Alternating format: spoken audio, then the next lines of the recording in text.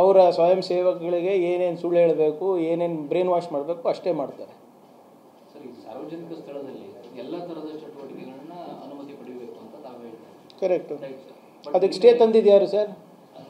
ಅದಕ್ಕೆ ಸ್ಟೇ ತಂದಿದ್ಯಾರು? ಈಗ ನೀವು ಹೇಳ್ತಾ ಇರೋದು ಬಹುಶಃ ಇಲ್ಲಿ ಇಂಟರ್ನ್ಯಾಷನಲ್ ಏರ್ಪೋರ್ಟ್ನಲ್ಲಿ ನಡೆದಂಥ ಘಟನೆ ಹೇಳ್ತಿರ್ಬೋದು. ಅದು ಪ್ರಾರ್ಥನೆ ಮಾಡಲಿಕ್ಕೆ ಸಪ್ರೇಟ್ ಆದಂಥ ಕೊಠಡಿಗಳು ಇರ್ತವೆ ಏರ್ಪೋರ್ಟ್ಗಳಲ್ಲಿ, ಎಲ್ಲ ಅಂತಾರಾಷ್ಟ್ರೀಯ ಏರ್ಪೋರ್ಟ್ನಲ್ಲೂ ಇರ್ತವೆ. ಯಾವುದೋ ಒಂದೇ ಧರ್ಮಕ್ಕೆ ಸೀಮಿತ ಅಲ್ಲ. ನೀವು ಹೋಗ್ಬೋದು, ಇದನ್ನು ಹೋಗ್ಬೋದು. ನಿಮ್ಮ ಈಗ ಮೊನ್ನೆ ಡೆಲ್ಲಿ ಇಂಟರ್ನ್ಯಾಷನಲ್ ಏರ್ಪೋರ್ಟ್ನಲ್ಲಿ ಮತ್ತು ಗುಜರಾತ್ ಏರ್ಪೋರ್ಟ್ನಲ್ಲಿ ಎಲ್ಲರೂ ಗರ್ಭ ಮಾಡಿದ್ರು, ಇಡೀ ಏರ್ಪೋರ್ಟೇ ಗರ್ಭ ಮಾಡಿದ್ರು. ಆವಾಗ ಇವರು ಇವಾಗ ಪ್ರೇಯರ್ ಮಾಡ್ತಾಯಿದ್ದಾರೆ ಇಸ್ಲಾಂ ಧರ್ಮದವರು. ಈಗ ಅದು ಆ ಏರ್ಪೋರ್ಟು ಯಾವುದು ಖಾಸಗೀಕರಣ ಆಗಿದೆಯೋ ಸರ್ಕಾರಿದೆಯೋ, there are rules for that. ಅದು ಅವರು ಎನ್ಫೋರ್ಸ್ ಮಾಡಬೇಕಾಗಿರೋದು ಅವರು. ಸಾರ್ವಜನಿಕರ ಸ್ಥಳದಲ್ಲಿ ಯಾರೂ ಮಾಡಬಾರ್ದು ಅಂತ ನಾವು ರೂಲ್ ತಂದಾಗ ಸ್ಟೇ ಯಾಕ್ರಿ ಹೋಗಿದ್ದು?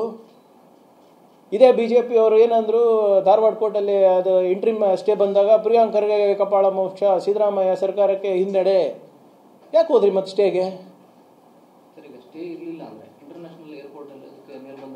That is their problem sir. ಅವರು ಯಾರು ಈಗ ನಮ್ಮ ಸಂಸ್ಥೆನಲ್ಲಿ ಮಾಡ್ತಾ ಇದ್ರೆ, ಖಾಸಗಿ ಸಂಸ್ಥೆ ಇರ್ಬೋದು, ಅದನ್ನು ನಿಯಂತ್ರಣ ಮಾಡೋದು ನನ್ನ ಜವಾಬ್ದಾರಿ. ಆಮೇಲೆ ನಾವು ಹೇಳ್ದಂಗೆ ಎಲ್ಲ ಇಂಟರ್ನ್ಯಾಷನಲ್ ಏರ್ಪೋರ್ಟ್ನಲ್ಲಿ ಇರ್ಬೋದು, ಅಲ್ಲಿ ಪ್ರೇಯರ್ ರೂಮ್ಸ್ ಇರ್ತವೆ, ಅಲ್ಲಿ ಮಾಡ್ಕೊಳ್ಳಿ. ಯಾರ್ಯಾರು ಆಚರಣೆ ಹೆಂಗೆ ಮಾಡ್ತಾರೋ ಮಾಡ್ಕೊಳ್ಳಿ. ಬಟ್ BJP ಅವ್ರು ಯಾಕೆ ಸ್ಟೇಗೆ ಹೋದರು ಅದೇ ಹೇಳಿ ಫಸ್ಟು.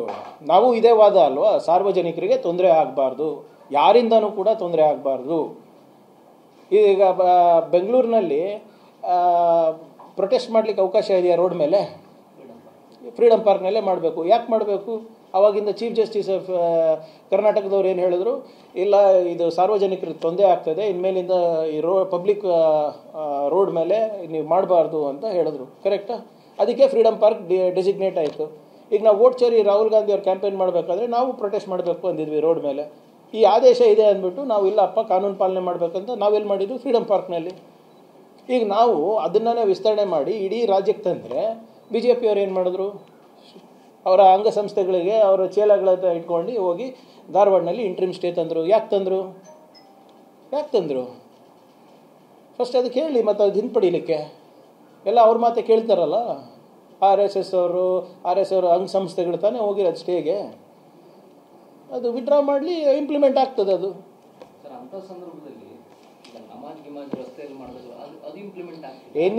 ಎನಿ ಸರ್, ನಾನು RSS ಇರ್ಬೋದು, ನಮಾಜ್ ಇರ್ಬೋದು, ಬೇರೆ ಯಾವುದೇ ಕಾರ್ಯಕ್ರಮ ಇರ್ಬೋದು, ಸರ್ಕಾರದಿಂದ ಪರ್ಮಿಷನ್ ತಗೊಳ್ಳಿ. ಸೂಕ್ತ ಅನಿಸಿದ್ರೆ ಕೊಡ್ತಾರೆ, ಇದ್ರೆ ಬಿಡ್ತಾರೆ.